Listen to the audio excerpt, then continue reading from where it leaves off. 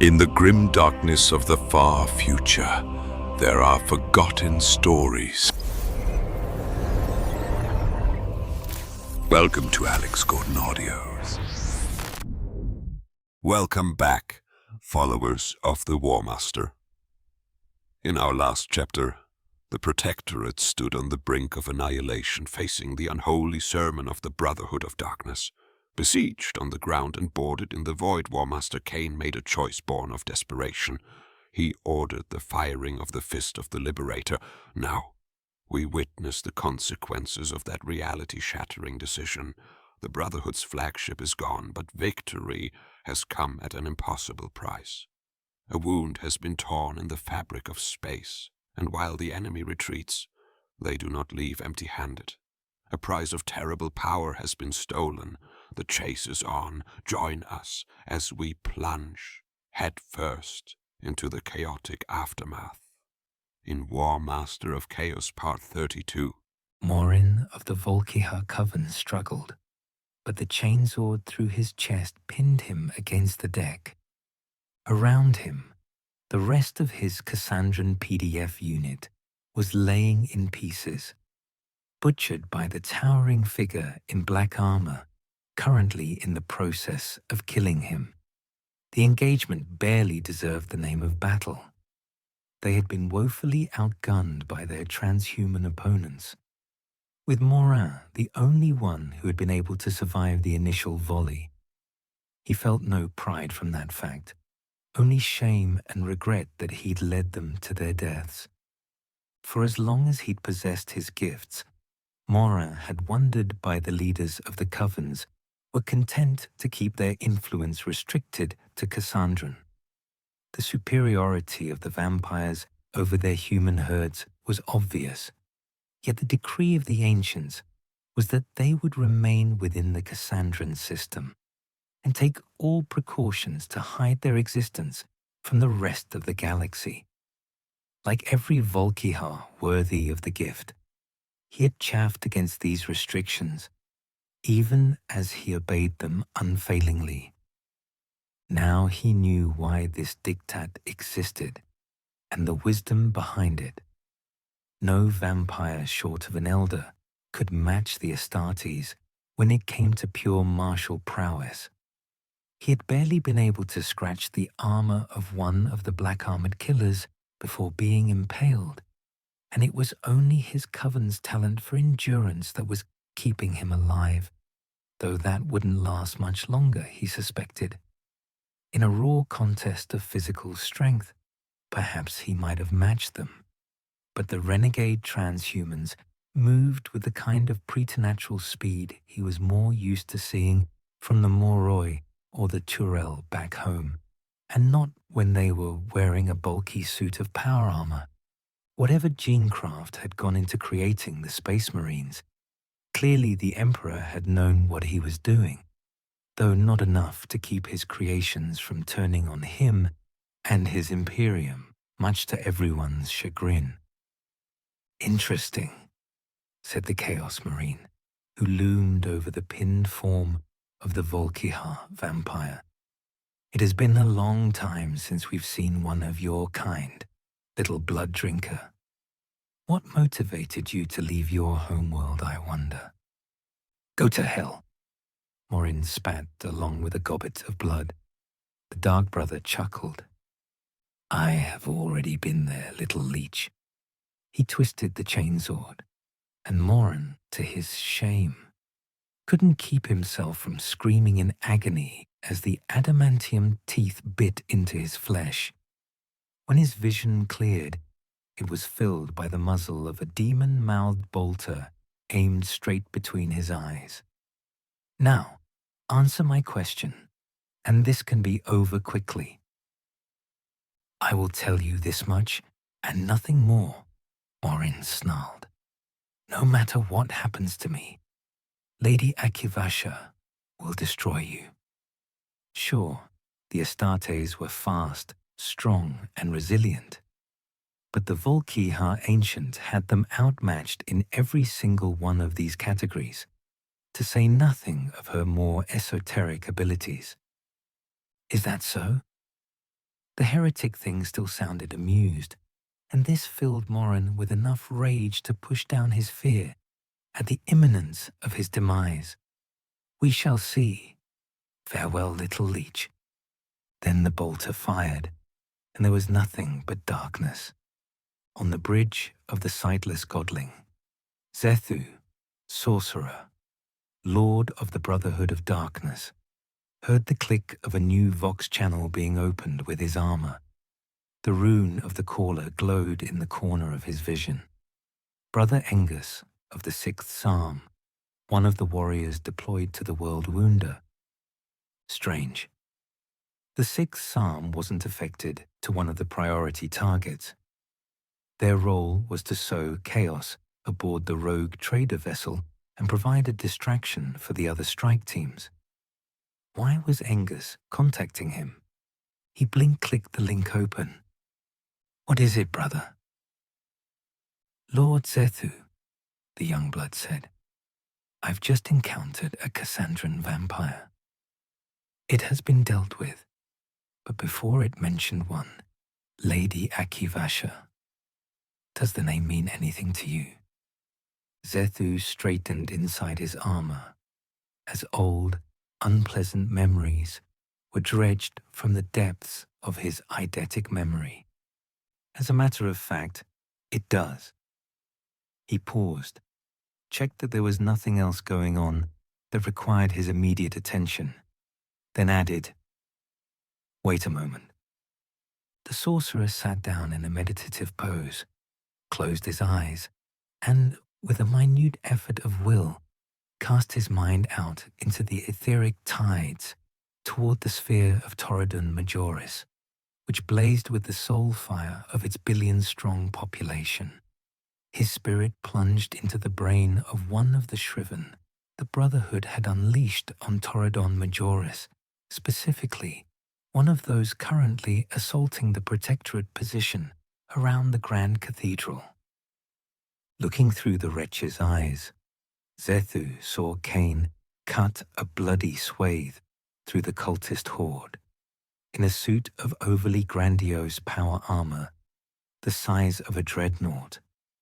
At his side were several figures whose existence blazed with importance in the warp, one of whom triggered a very, very old recollection in the sorcerer's eidetic memory. He'd never seen her in person, but the statue he'd witnessed during the Brotherhood's one and only attempt at raiding Cassandran, millennia before, had been extremely detailed.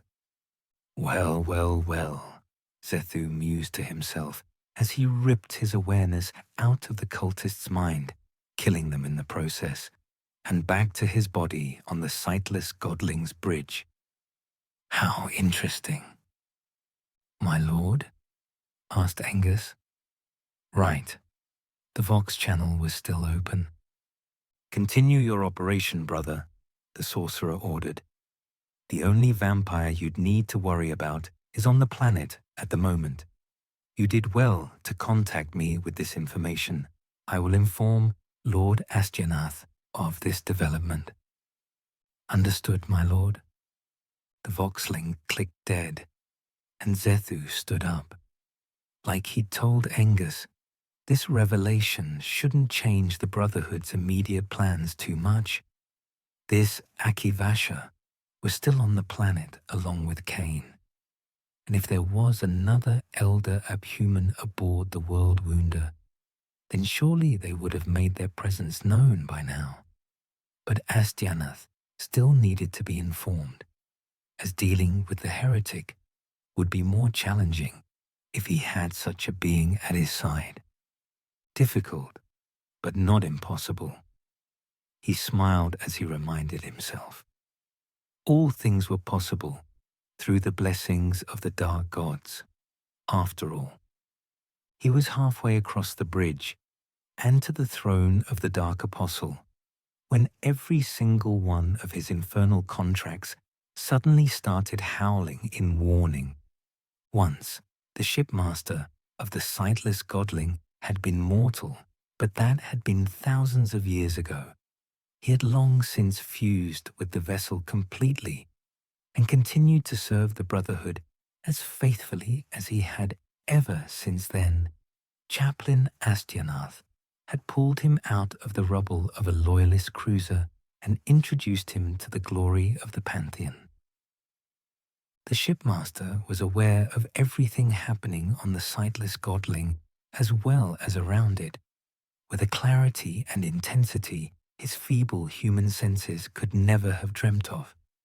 He saw through 100 Auspex systems, felt the recoil of every gun as it fired, smelled the recycled air flowing through the lower decks, tasted the blood dripping from the sacrifices hung over its hungry engines, and heard the prayers of 1,000 dark mechanicum adepts and their tech thralls as they worked to keep the mighty warship running.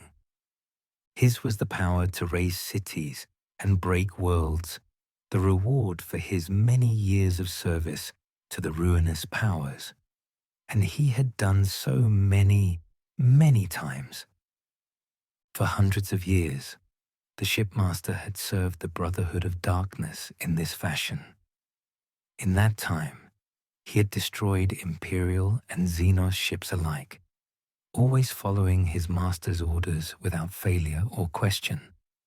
The knowledge of the Sightless Godling's data stacks, already centuries old by the time he had been made part of it, had become his own, a vast hoard of combat data that, combined with his own strategic acumen, had allowed him to outthink any enemy he couldn't simply outgun. The void battle currently taking place in the Torredon system was just one more in a long series of battles, made notable by the insistence of his masters that the greatest threat among the enemy fleet, the Worldwounder, was left to the Brotherhood. But even this was hardly uncommon, as the Astartes were the greatest boarding force the shipmaster had ever known. Having brought the Worldwounder's shields low and ensured the deadly transhuman payloads were delivered, he was now focused on dealing with the unusually effective fighter wings of these Cainites. As the remains of his flesh form on the bridge, had heard his masters refer to them mockingly. The fighters were deceptively dangerous, far more effective than their Imperial equivalent. But thanks to the numerous gifts the Sightless Godling had received from the Dark Gods, the flagship was more than capable of defending itself from them. With a thought from the shipmaster, great tentacles battered at the crafts and swarms of demonic creatures poured out of their hiding places to intercept them, sustained by the warship's baleful energies. Admittedly, the rest of the pirate fleet the masters had recruited wasn't faring that well, but it was irrelevant. To give their lives in service to the Brotherhood of Darkness was more than they deserved. Yes, everything was going well. Then the refitted troopship broadcasting the identification code Fist of the Liberator, which the shipmaster had disregarded as a threat once it had let loose its flights of strange fighters, opened fire with the cobbled-together weapon that none of the Chaos battleship's senses had been able to identify, from far beyond effective range of all but the most powerful of energy lances a ship its size could possibly bear, and reality broke, along with the Sightless Godling.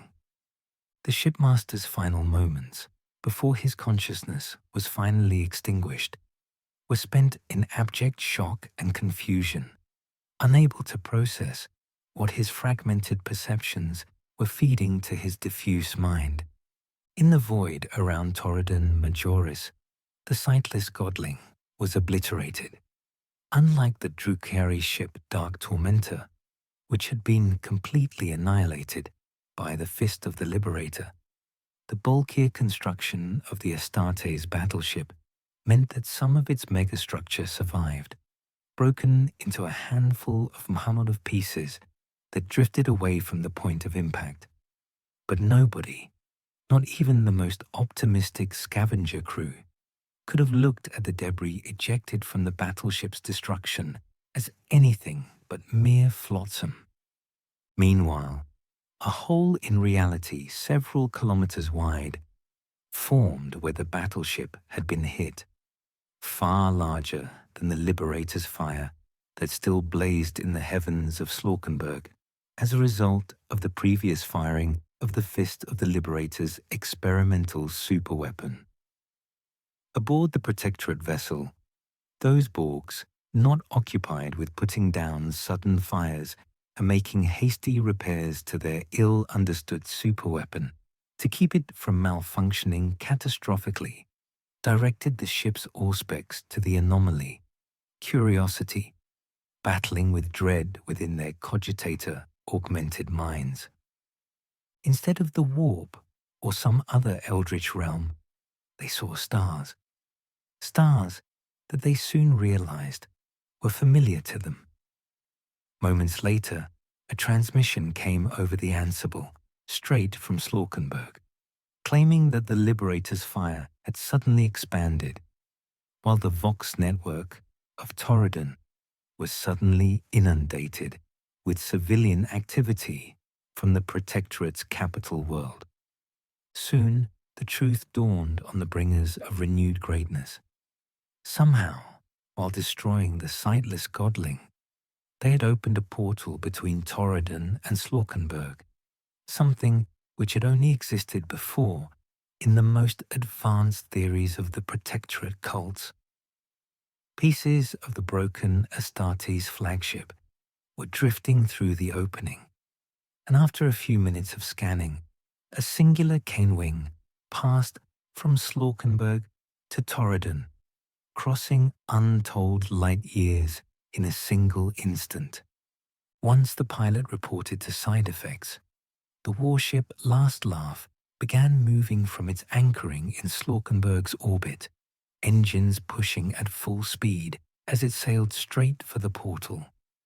The Last Laugh erupted from the rupture in space, shields hot and guns blazing.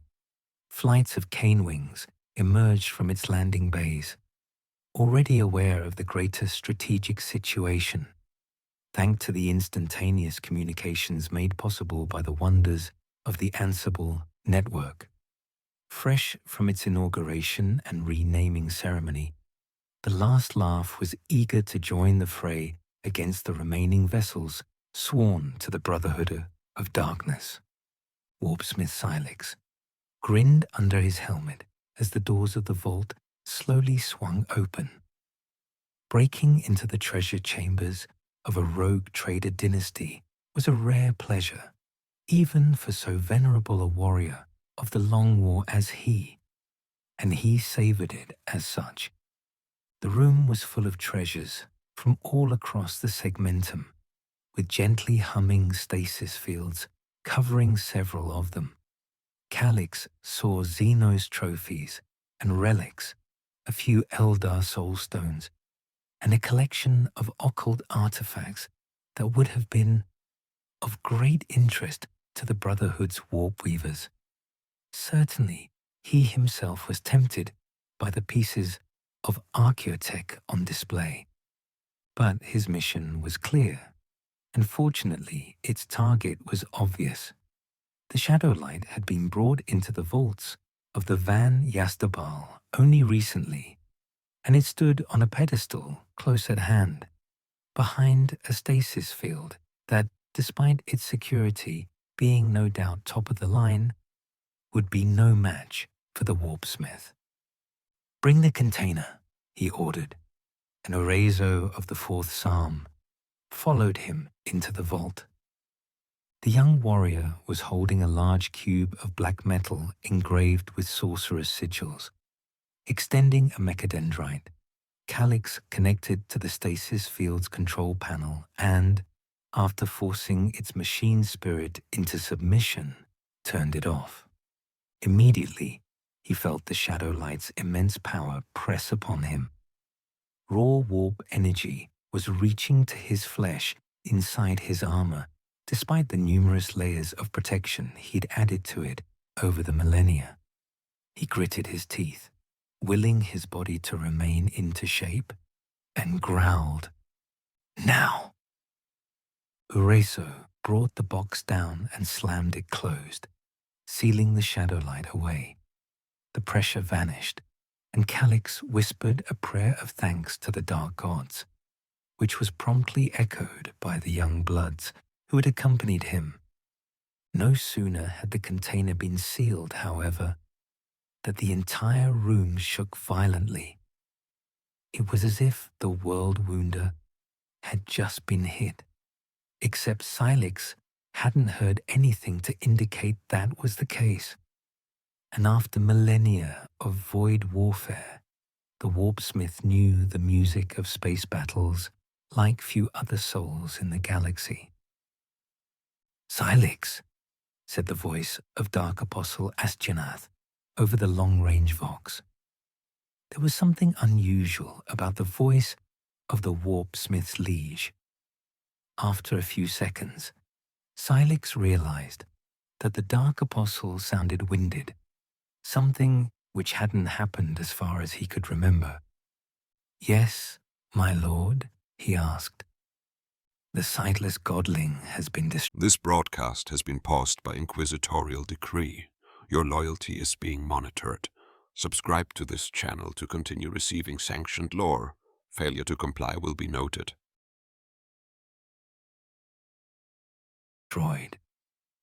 Zethu managed to teleport us and my retinue aboard the usurped's Fury, but the battleship is lost. What? It was all Cylix could say. The Sightless Godling had served as the Brotherhood's flagship since before the days of the Great Rebellion. Cylix was no great master of void warfare, but when he'd left the ship, the void battle had seemed to be going well. What had the enemy done that had inflicted such a catastrophic reversal upon the Brotherhood? The Cainites have used some kind of experimental superweapon mounted onto one of their refitted ships. The Dark Apostle, no doubt divining the reason for his shock, nearly spat the name of their heretical foes. They will pay for it eightfold in time, but for now we need to withdraw. Do you have the artifact? Yes, my lord, Cylix replied numbly. It is secured and ready for transport. Good. It had been a long, long time since Cylix had last heard the Dark Apostle speak with such venom. He could only be glad that it wasn't directed at him. By the grace of the powers, then, we can still salvage this mess. Gather your brothers. Zethu will bring you across directly. As long as we secure the Shadowlight, then even the loss of the Sightless Godling will be an acceptable if steep price. As you command, my lord, said Cylix, and the Vox link went dead. Despite the shock of learning of the Sightless Godling's destruction, Cylix recovered quickly and gathered his pack around him, with the Shadowlight container in the middle of their group. All of them were aware that the relic inside was far more valuable than all of their lives combined, the Warpsmiths included. Moments later, reality twisted and shrieked, and they were ripped from the Worldwounder along with their prize, leaving the other treasures of the Van Yastabal behind. 6 Chaos Marines laid on the floor of the corridor, dead. Suture, meanwhile, was resting with his back to the door, leading to Areelu's and Lucia's chambers. His armor was in ruins, and the flesh beneath was little better than that of the warriors he'd slain, but he still drew breath. Thanks to the several doses of panacea his armor had injected him with during the fight. Asking the tech priests aboard the ship to modify his armor so that it could inject the stuff into him had been a great idea, Without it, Suture would most surely have perished, though whether or not he'd have managed to fulfill his mission beforehand was unclear even to him. Already, he could feel the miraculous substance starting to repair his broken body, leaving only a bone-deep exhaustion behind. He wasn't quite sure whether the Protectorate had tested the stuff on someone as damaged as he was before, but somehow he doubted it. Suture reached out to press a rune on his collar. His helmet had been broken in the fight, shielding him from a bolt shell to the skull, and opened a vox channel to the bridge. Suture? His liege's voice sounded calm and steady, but he could hear the undercurrent of tension. No, not tension, fear. Whatever had been going on elsewhere that had resulted in the shockwave that had distracted his last opponent long enough for Suture to take his head, the rogue trader was more worried about her daughter's safety.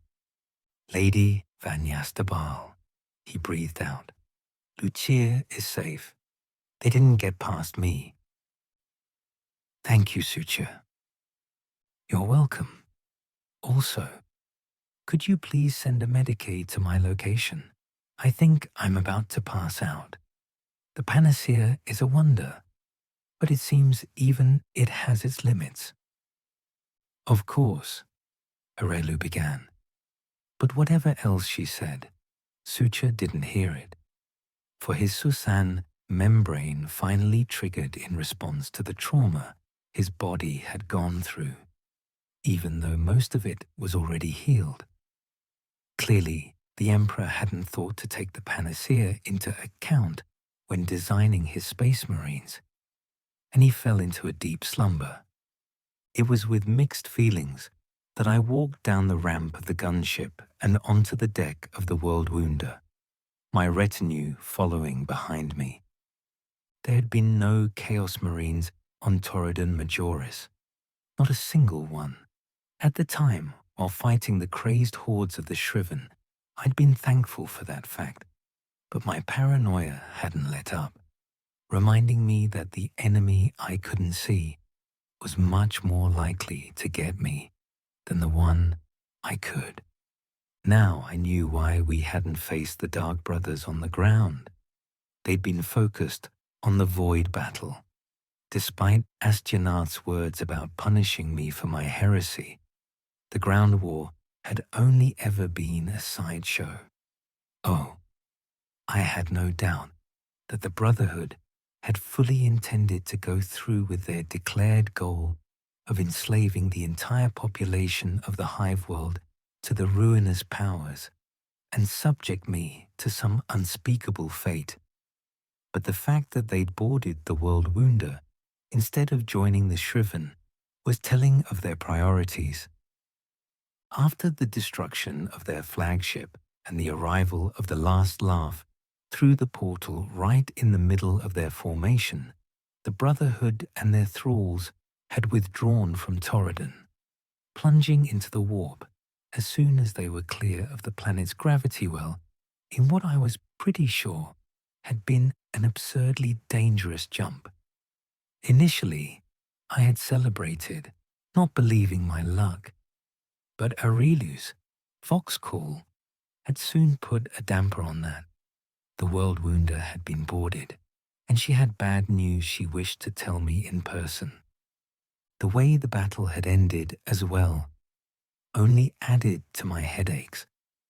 I'd known using the experimental superweapon on the fist of the Liberator was a gamble, but not even in my wildest dreams could I have imagined what the result would be. Somehow, the Borgs had no idea how, though they were very excited about finding out. Firing the weapon a second time had resulted in the creation of a portal leading to the location of the previous shot. A corridor in reality, large enough for a ship the size of the last laugh to cross. And, at least according to the preliminary scans of the bringers of renewed greatness, said portal appeared to be stable. possibilities of such a technology, should it be fully mastered, beggared the imagination. I'd thought the panacea and the ansibles could change the way the Imperium functioned forever, but this had the potential to be far greater, solving the many issues of being reliant on the warp to travel from one system to another. Images of entire fleets and armies moving to reinforce against enemy attacks through networks of portals similar to the networks we'd established for the Ansibles immediately had filled my mind. Of course, unlike either of the two incredible technologies on which so much of the Protectorate's current prosperity was built, the portal wasn't the fruit of STC technology, but the accidental creation of a bunch of heretics with too much time on their mecha dendrites. It was entirely possible, likely even, that we would never be able to replicate the result of firing the fist of the Liberator's gun twice, to say nothing of the possible dangerous effects. I was no expert in the secrets of the universe, but it seemed to me that recklessly poking holes into its fabric was the kind of thing that tended to backfire in the long run. Still, if word of what the Borgs had achieved spread beyond the Protectorate, the Imperium was all but certain to elevate the threat we posed to the highest levels. I could guess that the Imperials were more likely to attribute the portal's existence to unholy sorcery rather than technology, but the great strategists leading the Imperium's war effort in the region would still have to treat us as if, having done it once, we could do it again. For now, the isolation of the Torredon subsector should play to our advantage in that regard, but I couldn't expect that information to be kept from the rest of the galaxy forever. I was mulling over all this when a voice I hadn't heard in person in months called out to me, loud enough to be heard over the dim of the landing bay, where dozens of workers were tending to the returning Cain wings. "Daddy!" Seconds later, Zariah was jumping on me, hugging my armored form with enough strength to cause warning to pop up on my helm's internal display.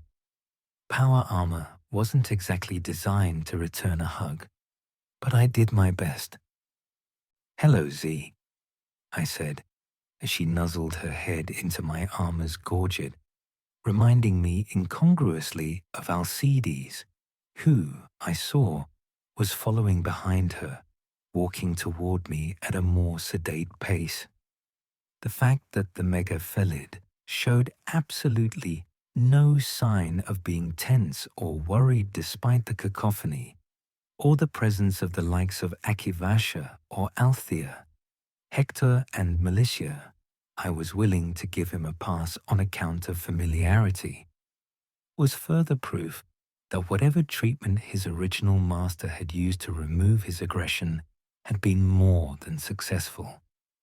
I looked away from the black-furred pet and glared at Jafar, who was doing his best not to look guilty at letting my adopted daughter accompany the last laugh into an active battle zone. I couldn't say anything to him in Zariah's presence, and he knew it. But the two of us were going to have words later, and he knew that too. From what I was able to gather, Zariah had arrived aboard the ships earlier, taking a transport from the last laugh. The question of how her first meeting with Arilu would go had added to the list of worries I'd spent the trip up from Torredon Marjoris contemplating, but since both the rogue trader and her ship were in one piece, at least I assumed that were the case, since the household guards I could see didn't look any more nervous than having recently been boarded warranted. I assumed it had gone well. "Lady Van Yastabal is waiting for us on the bridge," explained my daughter, refusing to let go of my arm, even as she mostly released her hug, to greet my retinue. showing a great deal of interest to Akivasha and Althea, who endured it stoically and indulgently, respectively. She wanted to come greet you herself, but she's too busy. I'm sure she is, I replied. Let's not make her wait then. But while we walk, tell me, how are things on Slawkenberg? I already knew the answer, of course, since we'd spoken recently using the Ansible. But by now, I'd gathered enough experience as a parent to ask anyway, and Zaraya's beaming smile was confirmation I'd done the right thing. The journey to the bridge was occupied with Zaraya regaling me of the latest happenings on the capital of the Protectorate, including the naming ceremony of the last laugh, whose celebrations had still been ongoing when the Liberator's fire had suddenly expanded into an active, two-ways gateway large enough for a starship to go through. I couldn't deny that part of me was genuinely happy to see Zaraya. Her joy at being reunited with me was a good sign that my efforts to civilize her were doing well, and the more attached to me she was, the less likely she was to follow in her mother's footsteps. I had no doubt her presence would end up bringing me more trouble sooner or later, but I decided to enjoy the moment for what it was, confident that I'd have plenty of reasons to worry later. Arilu was sitting on her command throne when we arrived on the bridge, looking slightly exhausted, which, to someone who knew her as much as I had gotten to since the beginning of our association, meant she had to be nearing the end of her rope. The palms of my hands started tingling. She stood up when we approached. "How is Lucia?" I asked immediately. "Fine," replied Arelu with a tired smile. "The Brotherhood sent a squad after her, but Suture dealt with them." Good. I didn't want to think of how Arelu would react if her daughter was harmed, or, gods forbid, taken hostage by the Brotherhood, given that she turned herself into a rogue trader and a heretic to avenge and save Lucia. I was under no illusion that she wouldn't turn on me if that was what it took to secure her safety. I liked to think she wouldn't enjoy it, but she would do it regardless. And how is he? Recovering. His armor will need some intensive repairs, but thanks to the panacea, he'll be fine soon. However, not all of our defenders fared that well. Her expression turned grave as she turned toward Akivasha. "I'm afraid one of the units of Cassandran auxiliaries met the borders and was wiped out to the last man. Sieur Morin fought valiantly, but he couldn't defeat the Brotherhood's strike team." Akivasha inclined her head in acknowledgement. I had no doubt that, over the millennia of her existence, she had outlived a great many of her descendants. I could only assume that vampires regarded such ties differently than us mere mortals, as otherwise surely the grief of it all would have crushed her. How many enemy Astartes were on board the Worldwounder when the Sightless Godling was destroyed? I asked, trying to get an idea of the remaining number of transhuman killing machines in the opposition. The precise number is unclear, but something between 20 to 30, and according to our diviners, the most dangerous ones who were on the flagship managed to escape using sorcery. "More than enough to cause a problem," I muttered. I paused, suddenly remembering something. "How are Christabel and Harold doing?" I asked, feeling vaguely ashamed I hadn't thought to ask before. "They are fine," Arelu reassured me. "I understand that one of the boarding party found them, but between the wards they'd put in place, their offensive sorcery, ensured Tarek stabbing one of the Astartes who chose to go without a helm in the eye with his own combat knife, they managed to defeat them. I blinked, unsure of which part of that sentence surprised me the most. I see, I said, after a few seconds of awkward silence. I'll have to thank and congratulate Tarek then. I'm sure he'll appreciate it. He's in the apothecarium right now, recovering from the Panacea's efforts to heal his injuries. Then Arelu took a deep breath. I appreciate your attempt to give me time to admit my failure, Warmaster, but it is unneeded. They took the Shadowlight, Siaphus. I'm sorry. A squad of Dark Brothers killed the guards I sent to defend the vaults and broke in just as the fist of the Liberator fired, then disappeared with the Shadowlight. From what I've been able to put together, they used sorcery to teleport out. The other boarders left the same way, leaving only their dead behind. My blood ran cold at the revelation. If someone like Galerian, who, according to everyone who'd read his research notes, had been a 2 credits hack with delusions of grandeur and no true understanding of scientific inquiry, could create psychers using that accursed relic, then I didn't want to think of what the Brotherhood of Darkness could do with it. We have to chase them. I heard the words leave my mouth, cursing myself for them even as I knew they were true.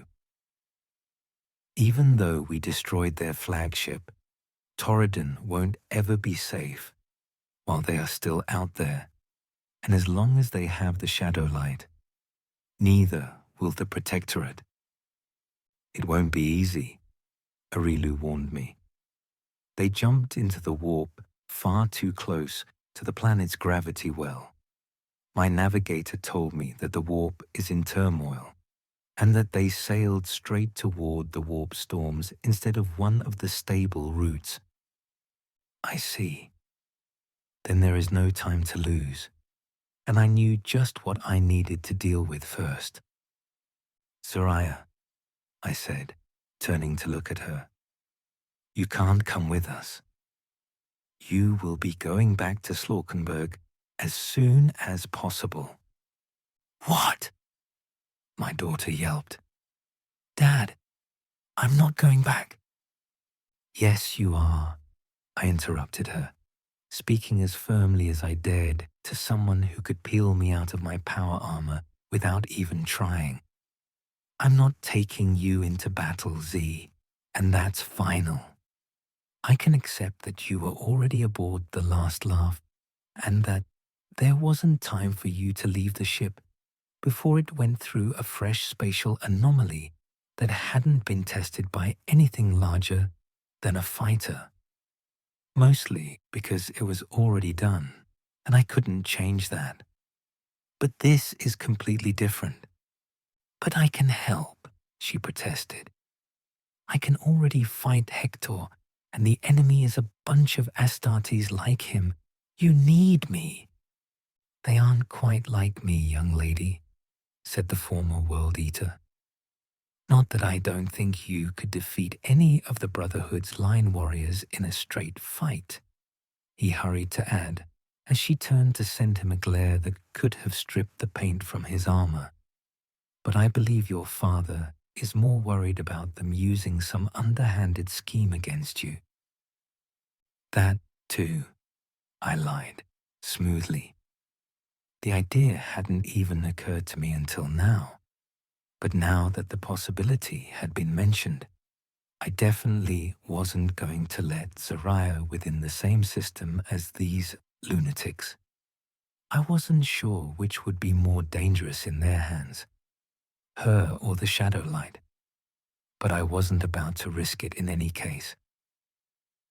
The Brotherhood certainly have already proven themselves to be willing to resort to the most debased of strategies in order to accomplish their objectives, and I don't want you within the same system as them if at all possible. But I have another job for you, Z. one that is far more important than killing a bunch of old maniacs in Ceramite. She pouted at me, clearly thinking I was making something up, which, to be fair, I absolutely was, but I hadn't been a parent for a decade without learning a few tricks along the way. Arielu, I addressed the rogue trader, who'd been watching the entire exchange with the look of someone enjoying a cheap holodrama. You said that following the Brotherhood would be dangerous. How do you feel about sending Lucia back through the gate so that she'll be safe on Slawkenberg while we recover the Shadowlight? Clearly, the Brotherhood are aware of her existence and know that they could use her against you. She will be safe on Slawkenberg, and Zariah will ensure no harm comes to her. It probably would be for the best, Arielu reluctantly conceded, but I'll need to explain it to her. We have never been separated before, and this is going to be a big shock for her. See, Z? I said, hammering home the point. Lucia is going to be scared and in a completely different environment than she's used to. She could use someone to look after her. My daughter tried to glare at me, but I could tell I was getting through her. My best efforts to ingrain a sense of empathy and compassion into her so that she wouldn't go on a rampage that would leave half the segmentum depopulated, starting with me, had been largely successful. Fine, she grumbled. I'll make sure she's safe. Thank you, I told her sincerely. But you've to promise to come back safe, she insisted, looking up at me, her eyes not quite filling with tears, in an expression I'm sure fathers across the galaxy are familiar with. Of course I will, I told her, briefly tightening my hold on her shoulder. There was a moment of silence. Then Arielu cleared her throat. How much of the fleet should we take with us? The rogue trader asked. The journey is certain to be difficult, but keeping the fleet together will be more difficult the more ships we have.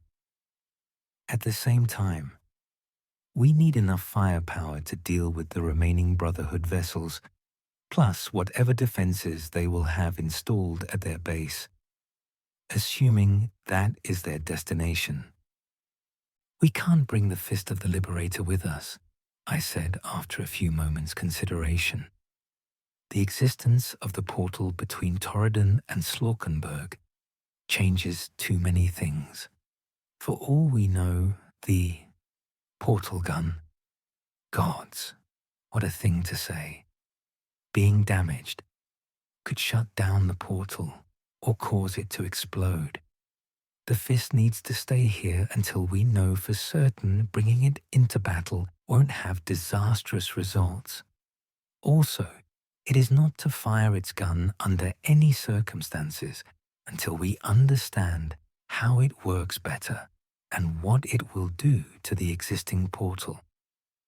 I directed those last words at Tessalon Kappa, who was standing on the bridge and visibly trying to be as unnoticeable as it was possible for someone with as many augmetics as them to be. They nodded sheepishly, but couldn't quite conceal their excitement at the result of my latest indulgence. Will larger ships have a better chance to make it through the storms? I asked, looking back at Arielu. Yes, Arielu nodded. Larger ships will have stronger Geller fields, which will be needed to brave the fury of the ether.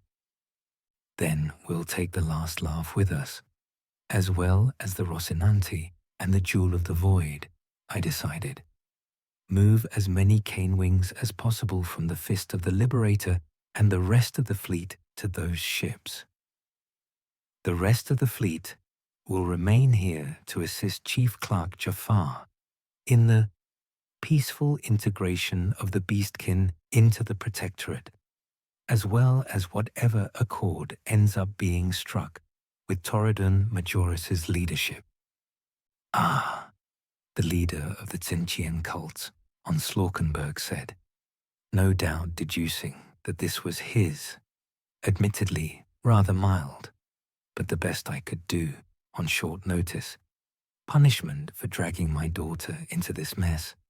It would also keep him from being in the same room as Arelu for too long, which from my experience in dealing with the followers of the Architect of Fate and their ability to create petty feuds with each other was just a good idea in general. I see. If you'll allow me, Lord Liberator, I need to go speak with Harold and Christabel so they can get me up to speed on their efforts in that regard. I gestured for him to go, and he left the bridge with not quite indecent haste. Arelu gave me an amused look that told me she had a good idea of what I was doing, but she didn't say anything on the subject, so I didn't either. Do you have anything else to suggest? I asked her, given that this was much more her domain than mine. I can't think of a better approach, she admitted, which meant either it was a good plan or one so catastrophically flawed neither of us could see it. How soon before we can leave? I asked. Time was of the essence. Not only didn't I want the Brotherhood to have the Shadowlight any longer than necessary, but their etheric trail, whatever that meant, would be more and more difficult to follow as time passed. The sooner we depart, the easier following the Brotherhood's trail will be, the rogue trader mused, her gaze returning to the screens and hololith displays surrounding her. I stood there patiently as she processed the enormous amount of data, knowing better than to disturb or press her. With the damage the 4 ships were taking, sustained during the engagement, and with the resources available to us, give me 24 hours and we'll be ready to jump. That should be enough to coordinate with the USA to bring reinforcements to secure Torredon Minoris 1, I thought aloud, drawing an approving nod from Althea. We'll also need to provide humanitarian aid to the population of Torredon Majoris, since from what I heard over the Vox, their PDF didn't fare nearly as well against the Shriven as the USA. From then on, the discussion turned to logistical matters, and I ended up leaving the bridge so that Arelu could focus on matters of the fleet, reuniting with Christabel and Harold elsewhere on the ship. Even as I worked, Zoraya resolutely staying at my side, determined to only leave my side at the last possible moment. I couldn't stop a certain persistent train of thought. For once, I had managed to not be in the most dangerous place of the battle, staying on Torredon Majoris while the real battle took place in the void. And now I had no choice but to go in pursuit of the incredibly dangerous enemy I just miraculously avoided having to fight. I swore I could hear the Emperor laughing at me.